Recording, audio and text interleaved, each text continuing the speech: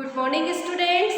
आज मैं आपको क्लास 8 का एसएसटी का चैप्टर 14 जो कि स्वतंत्रता की ओर कदम ये चल रहा था हमारा, तो इसके बारे में अध्ययन करवाऊंगी। इसमें आज हम जो पढ़ेंगे वो है जलियांवाला बाग हत्याकांड। ठीक है, तो इसमें हम आज जलियांवाला बाग हत्याकांड के बारे में अध्ययन करेंगे। तो ये जलियांवाला बाग हत्याकांड हम गांधी जी के आंदोलन के बारे में अध्ययन कर रहे थे। तो गांधी जी के आंदोलनों में हमने बहुत सारे आंदोलन जैसे साइमन कमीशन वगैरह ये सारे आते हैं। तो आज हम दो टॉपिक के बारे में डिस्कस करेंगे। पहला जलियांवाला बाग हत्याकांड, दूसरा है साइमन कमीशन। ठीक है, तो साइमन कमीशन जो है वो देख लीजिए पहले आप। तो फर्स्ट में हमारा टॉपिक है जलियांवाला बाग हत्याकांड। 13 अप्रैल 1919 ईस्वी को अमृतसर के एक छोटे से बाग जलियांवाला बाग जिसे बोला जाता है में इन गिरफ्तारियों के विरोध एक सभा का आयोजन किया गया, जो कि वहाँ पे गिरफ्तारियाँ हो रही थी। तो इन गिरफ्तारियों के खिलाफ इसके विरोध में एक सभा का आयोजन किया गया। इस शांतिपूर्ण सभा में पुरुष, स्त्रियां और बच्चे शामिल थे। ठीक है, तो इस सभा में कौन कौन शामिल था? पुरुष थे, स्त्रियां थी और बच्चे भी शामिल थे। ब्रिटिश सैन्य अधिकारी जनरल ओ डायर, कौन थे? जनरल ओ डायर ने बाग के एकमात्र प्रवेश द्वार पर एक सेना जो थी उसे तैनात कर दिया कि कोई भी अंदर से बाहर नहीं निकल सकता। जो भी अंदर जलियांवाला बाग में थे उन सबको एक जगह एकत्रित रहना है और कोई भी बाहर नहीं निकलेगा। और उसने सभा को असंवैधानिक करार कर दिया। ये बोला उन्होंने कि ये तो ऐसे ही खिलाफ में बगावत रूप से इसको ये सभा आयोजित की जा रही है ना। इसलिए उसने अपने आप को किसी को अंदर जो भी इतने लोग थे किसी को भी बिना चेतावनी दिए सैनिकों को आदेश दे दिया कि वो गोलियां चलाए। ठीक है, तो उन लोगों ने ऐसी धड़ाधड़ गोलियां चलाई और कम से कम 10 मिनट तक गोलियां चलती रही। कितने मिनट तक? 10 मिनट तक गोलियां चलती रही, जिसमें 1000 से अधिक लोग मारे गए और 2000 से अधिक लोग घायल हो गए, यानी कि सैकड़ों लोग उसमें मारे गए।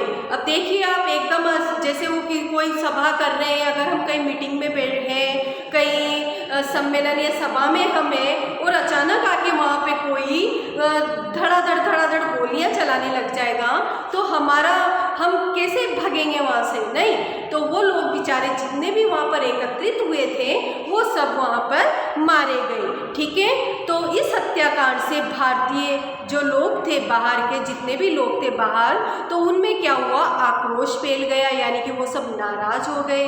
जाहिर सी बात है कि नाराज तो उनको होना ही था, उनके अंदर गुस्सा भर गया। अब जनरल डायर ने बताया कि वह भारतीयों को सबक सिखाना चाहता था। मान लो देखो आप, अब ये इसने सिर्फ सबक सिखाने के लिए वहाँ पे गोलियां चलवा दी। तो ये जो जनरल डायर था वो ये बताना चाह रहा था कि भारतीयों को सबक सिखाना चाहते थे हम। तो जनरल डायर का बहुत ज़्यादा विरोध हुआ हमारे भारत में।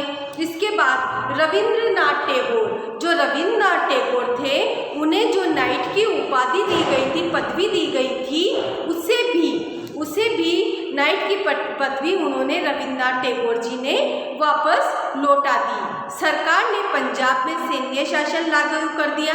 जो सरकार थी उसने पंजाब में सैन्य शासन लागू कर दिया, यानी कि जगह जगह सेना की टुकड़ियां फैला दी गई। ठीक है, विरोध को दबाने के लिए लोगों पर अनेक यातनाएं शुरू कर दी उन्होंने, अत्याचार शुरू कर दिए। मतलब किसने? अंग्रेजों ने।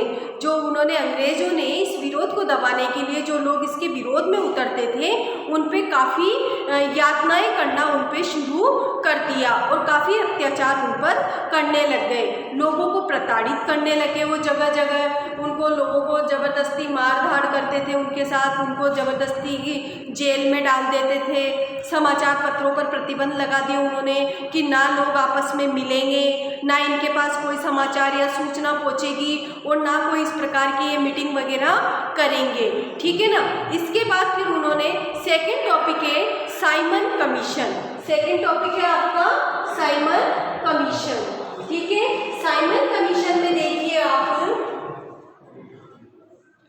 साइमन कमीशन 1927 में, कब हुआ था ये? 1927 में साइमन कमीशन को इसके अध्यक्ष भारतीय वैज्ञानिक आयोग सर जॉन साइमन के नाम से जाना जाता है। साइमन कमीशन क्योंकि वो लेकर आए थे, इसमें सभी श्वेत सदस्य थे, यानी कि सारे के सारे गोरे लोग अंग्रेज थे। इसके सभी सदस्य जो थे वो श्वेत थे। भारतीय इसे अपमानजनक मानते थे। क्यों अपमानजनक मानते थे? क्योंकि भारतीयों को इसमें ऐड नहीं किया गया था। इस कमीशन के अंतर्गत कोई भी भारतीय यह स्वीकार नहीं कर सकता था कि विदेशी यह निर्णय करे कि भारतीय अपना संविधान में हकदार है या नहीं है। यानी कि कोई भी भारतीय सहन नहीं कर पाते थे कि विदेशी हमारे निर्णय लेंगे, कि विदेशी हमें अब इसके संविधान के बारे में बताएंगे। ये भारतीयों को बिल्कुल भी गवारा नहीं था। मुस्लिम लीग सहित सभी राजनीतिक दलों ने साइमन कमीशन का बहिष्कार किया। मुस्लिम लीग ने भी साइमन कमीशन का बहिष्कार किया और बाकी सब लोगों ने भी साइमन कमीशन का बहिष्कार किया। जब कमीशन 3 फरवरी 1928 को मुंबई आया तो लोगों ने उसके विरोध में हड़तालें शुरू कर दी, जुलूस निकालना शुरू कर दिया। इस साइमन कमीशन को काले झंडे फहराकर इसका बहिष्कार किया। साइमन वापस जाओ के नारे लगाए। अब फिर क्या हुआ?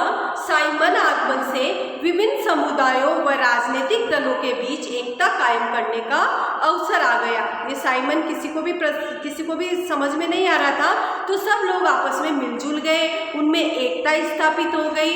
पुलिस ने पूरे दमन का प्रयास किया। पुलिस सबको हटा रही थी अलग अलग। पुलिस अपना भरपूर प्रयास कर रही थी कि सबको अलग अलग किया जाए। नेताओं पर लाठियां बरसाई गई। जो हमारे पंजाब के जो नेता थे, पंजाब केसरी के नाम से जो जाना जाता है, लाला लाजपत राय, तो उन पर भी लाठियां बरसाई गई। और वो जो लाला लाजपत राय थे उनको 30 अक्टूबर को उनके सीने पर लाठियों से वार किए गए, जिससे उनकी इतनी उनको चोट लगी कि वो 17 नवंबर 1928 को उनकी मृत्यु हो गई। ये था साइमन कमीशन। ठीक है, आज हमने जलियांवाला बाग हत्याकांड और साइमन कमीशन के बारे में अध्ययन किया।